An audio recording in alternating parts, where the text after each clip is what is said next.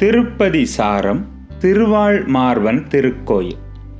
108 திவ்ய தேசங்களில் 77வது திவ்ய தேசம் இத்திருக்கோயில். நாகர்கோவிலில் இருந்து 2 கிலோமீட்டர் தொலைவில் இத்திருக்கோயில் அமைந்துள்ளது. திருவாழ்மார்வன் திருக்குறளப்பன் எனவும் அழைக்கப்படுகிறார். தாயார் கமலவல்லி நாச்சியார் ஆவார். நரசிம்மர் இரணியனை வதம் செய்த பிறகு வேகம் அடங்காமல் நின்றார். லட்சுமி பெருமாளின் சினம் தவிர்க்க தாமரையில் அமர்ந்து தவம் செய்தாள். பின்பு பெருமாள் அமைதியானார். லட்சுமியை அவரது மார்பில் அமர்த்தினார். திருமகள் மார்பில் இருப்பதால் திருவாழ்மார்வன் என அழைக்கப்படுகிறார்.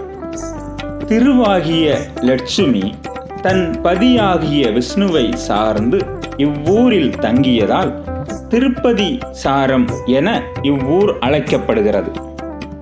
12 ஆழ்வார்களில் தலையானவரான நம்மாழ்வாரின் தாயார் பிறந்த ஊர் இவ்வூர்.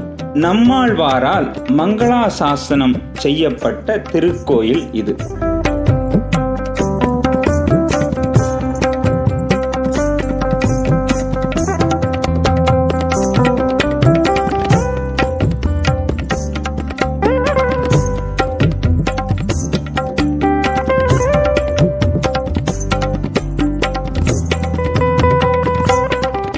ஒன்றரை ஏக்கர் பரப்பில் இத்திருக்கோயில் மிகவும் அழகாக அமைந்துள்ளது.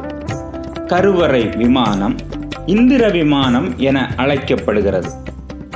மூலவர் 2.24 மீட்டர் உயரம் உடையவர். வலது காலை மடக்கி இடது காலை தொங்கவிட்டு அமர்ந்த கோலமுடையவர். கடு சர்க்கரையால் ஆனவர். எனவே மூலவருக்கு அபிஷேகம் இல்லை. மூலவரின் பின்புறம் கருவறை சுவரில் சப்த ரிஷிகளான அத்திரி, வசிட்டர், காசியப்பர், பரத்வாசர், விஸ்வாமித்திரர், ஜமதக்கினி, கௌதமர் ஆகியோரின் புடைப்புச் சிற்பம் காணப்படுகிறது. திருவாழ்மார்வனை காண சப்த ரிஷிகள் ஒன்றாக வந்தனர் என்பது தல வரலாறு. இத்திருக்கோயிலில் தேர் உண்டு. சித்திரை மாதம் 10 நாள் விழா நடைபெறுகிறது. 5ஆம் நாள் கருட சேவையும் 9ஆம் நாள் தேரோட்டமும் நடைபெறுகிறது.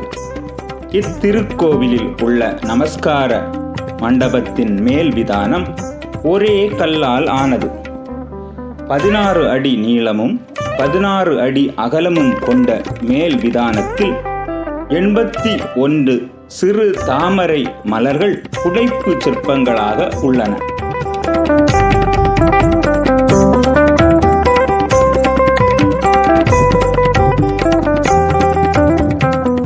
இத்திருக்கோயில் கிழக்கு முகமாக அமைந்துள்ளது.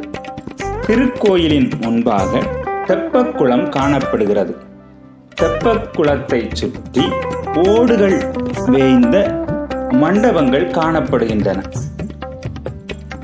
இவ்வூர் மிகவும் அழகாக கண்ணுக்கு குளிர்ச்சியூட்டும் விதமாக பச்சை பசேலென காணப்படுகிறது.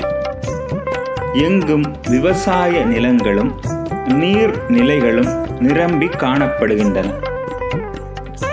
அனைவரும் இத்திருக்கோயிலுக்கு வாருங்கள். திருவாழ்மார்வனின் திருவருளை பெறுங்கள். நன்றி. கிருஷ்ணார்ப்பணம்.